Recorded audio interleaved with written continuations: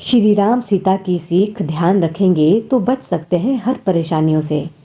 रामायण में श्री राम से जुड़े कई प्रेरक प्रसंग बताए गए हैं, जिनकी सीख ध्यान रखने पर हम कई परेशानियों से बच सकते हैं। आइए जानते हैं श्री राम से जुड़े 3 प्रेरक प्रसंग। पहला प्रसंग, पति पत्नी के बीच नहीं होना चाहिए अहंकार। रामायण में जब सीता का स्वयंवर चल रहा था, शिवजी का धनुष तोड़ने वाले से सीता का विवाह किया जाना था। ये शर्त सीता के पिता राजा जनक ने रखी थी। कई राजाओं और वीरों ने प्रयास किया, लेकिन किसी से भी धनुष हिला तक नहीं। जब ऋषि विश्वामित्र ने राम को आज्ञा दी और कहा, जाओ राम, धनुष उठाओ, श्री राम ने सबसे पहले अपने गुरु को नमन किया, फिर शिवजी का ध्यान करके धनुष को प्रणाम किया, धनुष को उठाया और उसे किसी खिलौने की तरह तोड़ दिया। इस प्रसंग में एक सीख छिपी है। दार्शनिक रूप से समझे तो धनुष अहंकार का प्रतीक है। अहंकार जब तक हमारे भीतर होगा, हम किसी के साथ अपना जीवन नहीं बिता सकते। अहंकार को तोड़कर ही वैवाहिक जीवन में प्रवेश करना चाहिए। पति पत्नी के बीच अहंकार होना ही नहीं चाहिए, तभी जीवन में सुख शांति बनी रहती है। दूसरा प्रसंग, पति पत्नी का एक दूसरे के प्रति समर्पण। श्री राम को वनवास जाना था और वे चाहते थे कि सीता वनवास ना चले और माँ कौशल्या के पास ही अयोध्या में रुके।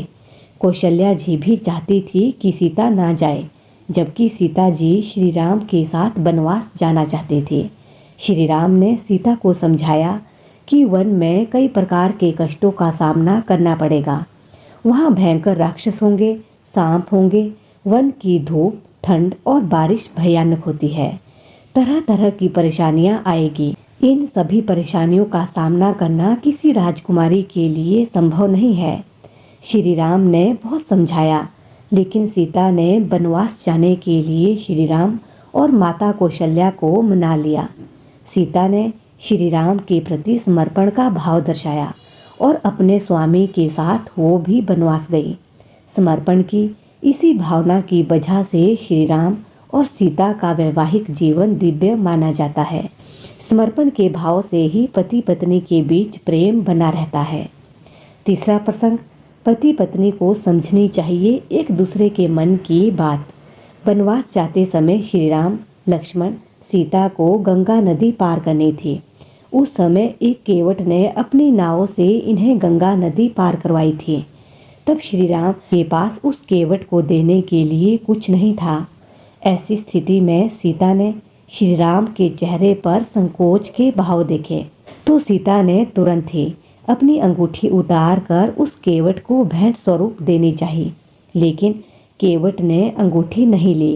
केवट ने कहा कि वनवास पूरा करने के बाद लौटते समय आप मुझे जो भी देंगे, मैं उसे प्रसाद स्वरूप स्वीकार कर लूँगा।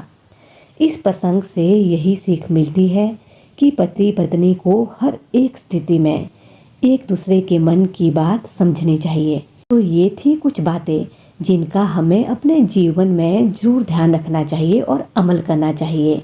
और ऐसी ही अच्छी अच्छी और सकारात्मक बातें सुनने के लिए हमसे जुड़े रहे।